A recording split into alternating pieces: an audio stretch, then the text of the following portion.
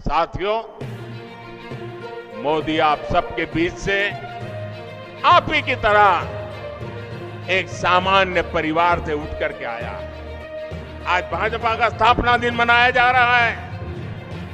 मुझे कमल के फूल भेंट में दिए गए हैं, लेकिन एक जमाना था मैं भी आप ही की तरह बूथ पे काम करता था, लोगों के घर पे झंडा लगाने जाता था, दीवारों को चित्रनत पेंट करता था, कभी पोस्टर लगाने जाता था, कभी जिंदाबाद जिंदाबाद के जहां जुलूस निकालता था। आप ही के बीच से निकल करके आज मैं आपके यहाँ पहुंचा।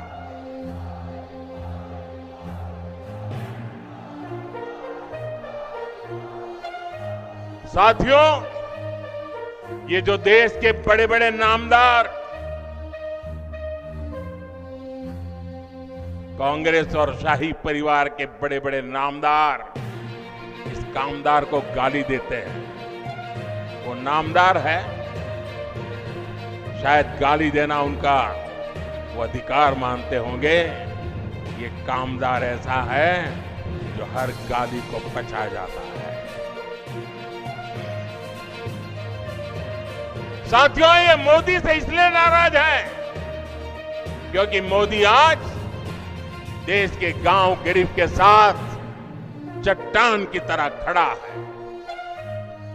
जनता के पैसे को लूटना ये लोग अपना खानदानी हक समझते थे। मोदी ने पिछले 10 साल में लूट की इस बीमारी का परमानेंट इलाज कर दिया है। मोदी ने इनकी लूट की दुकान का शटर गिरा दिया है और इसलिए ये बौखलाए हुए हैं।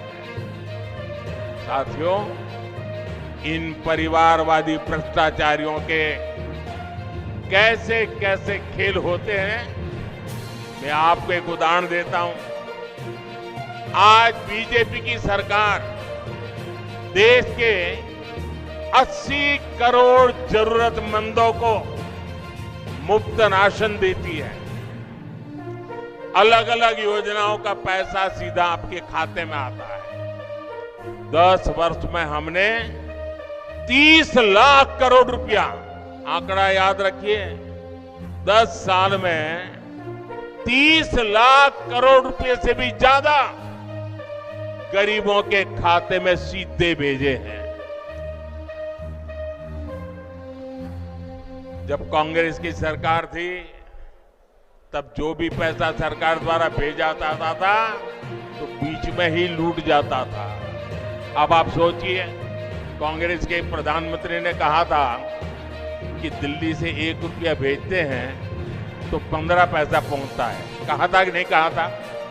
कांग्रेस के प्रधानमंत्री ने कहा था ना कि दिल्ली से 1 रुपया भेजते हैं तो 15 पैसा पहुंचता है। अगर 30 लाख करोड़ रुपया उनके पास होते तो क्या होता, मुझे बताइए। अब 1 रुपया भेजते हैं, 15 पैसा पहुंचता है, तो वो कौन सा पंजा है जो बीच में से रुपये मार लेता है?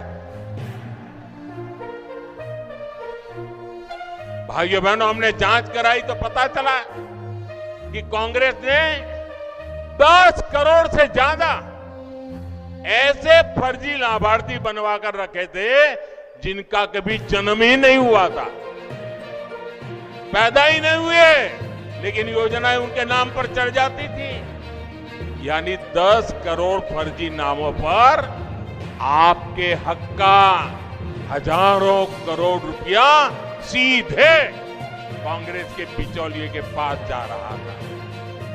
मोदी ने ये खेल बंद कर दिया।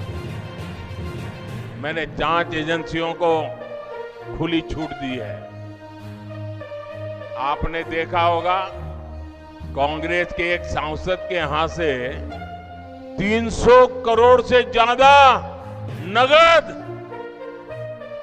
आप कल्पना कर सकते हैं जी, 300 करोड़ रुपए नगद अलमारी में ढेर के ढेर पड़े थे और पकड़े गए। टीवी पर आपने देखा होगा। आप हैरान हो जाएंगे, ये बैंक के पास नोट गिनने के जो मशीन होते हैं ना, मुझे कितनी बैंकों से लाया, लेकिन मशीन थक गए गिनते गिनते, मशीन बंद हो जाते थे, पैसे निकलते ही जा रहे थे। कांग्रेस का घमंडिया गठबंधन मोदी से परेशान है, इसलिए चिढ़ता है, गुस्सा करता है, गाली देता है। लेकिन कांग्रेस के लोग समझ ले, आप जितना कीचड़ उछालोगे ना, जितना कीचड़ उछालोगे, कमल उतना ही ज्यादा खिलने वाला है।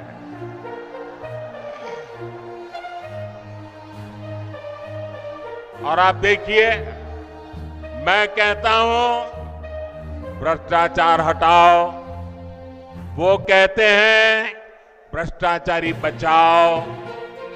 अभी देखिए, कांग्रेस पार्टी चुनाव जीतने के लिए रैली नहीं कर रही है, भ्रष्टाचारी को बचाने के लिए रैली कर रही है। ये कितना भी बोलते रहे, भ्रष्टाचार के खिलाफ मोदी की लड़ाई जारी रहेगी। मुझे बताइए, मुझे लड़ाई जारी रखनी चाहिए कि नहीं? इस देश से भ्रष्टाचार जाना चाहिए कि नहीं? भ्रष्टाचार खत्म होना चाहिए कि नहीं होना चाहिए? आपके आशीर्वाद है ना? आपके आशीर्वाद है ना? आपके आशीर्वाद है तो मैं लड़ता रहूंगा। और भाइयों बहनों, मेरी सरकार का तीसरा कार्यकाल बहुत दूर नहीं है। पहले 100 दिन में भ्रष्टाचार के खिलाफ बीजेपी सरकार और भी बड़े फैसले लेने जा रही है। मैं तैयारी करके बैठा हूं, सारी तैयारी शुरू कर दी है। और इसलिए मैं कहता हूं, 10 साल में जो कार्रवाई देखी वो तो ट्रेलर है, अभी तो बहुत कुछ होना बाकी है।